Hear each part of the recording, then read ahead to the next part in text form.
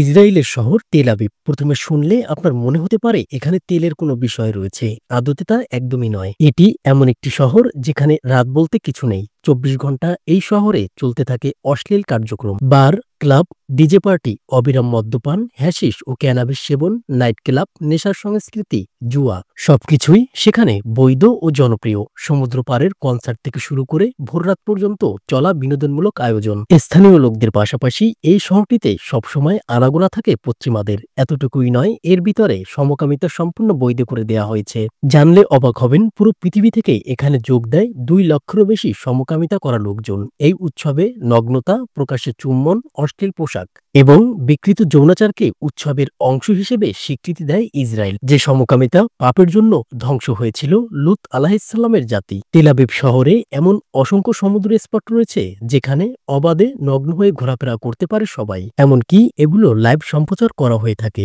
এই উৎসবে প্রতি বছর সমুদ্র তীরে ৩০ লক্ষেরও বেশি পর্যটক অংশগ্রহণ করে, যাদের বেশিরভাগই আমেরিকার নাগরিক।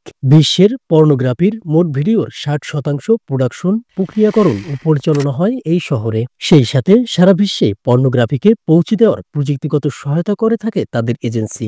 আমেরিকার সিলিকন ভ্যালির পরে বিশ্বের ১৭৩টি দেশের মধ্যে সবচেয়ে ধনী শহর তেল আবিব। রয়েছে আধুনিক রাস্তা, পার্ক, লেক ও কৃত্রিম বন।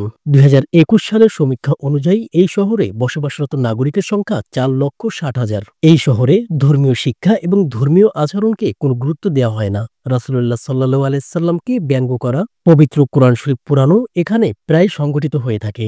আজ থেকে ৭৬ বছর আগে মানবিক দৃষ্টিতে যারা তাদের স্থান দিয়েছিল তাদেরকেই নির্বিচারে মেরে ফেলার প্রধান পরিকল্পনা পরিচালিত হয়ে থাকে এখান থেকেই। আমাদের এই ভিডিওটি তৈরি করতে সাহায্য নিয়েছি দি রিপোর্ট ওয়েবসাইট থেকে। চাইলে আপনিও সেখানে ভিজিট করে আরো বিস্তারিত জেনে নিতে পারেন। লিংক ডিসক্রিপশন বক্সে।